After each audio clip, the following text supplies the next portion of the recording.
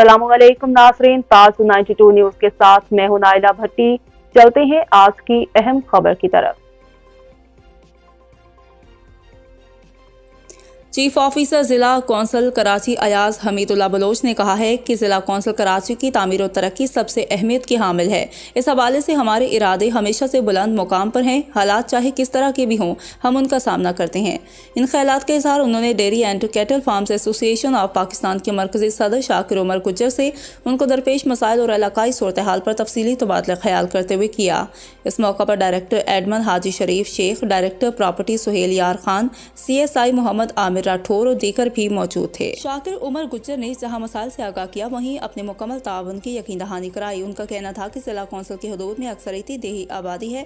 हम यहाँ पर बहुत से प्रोजेक्ट ला सकते हैं जिससे यहाँ के किसानों मजदूर को माली फ़वाइद के साथ रोजगार भी मुयसर आ सकेगा। हाल ही में इस संबंध में अमेरिका और जर्मनी के दौरे भी किए गए हैं ताकि देही आबादी को किस तरह आगे लाना है। अगर जिला कौंसिल हमारी मावनत करे तो मुश्तरका काविश से ये सोच हकीकत में बदल सकती है। चीफ ऑफिसर का इस मौका पर मजीद कहना था कि अपने इलाके को तरक्की पसंद देखना हमारा अज़्म है।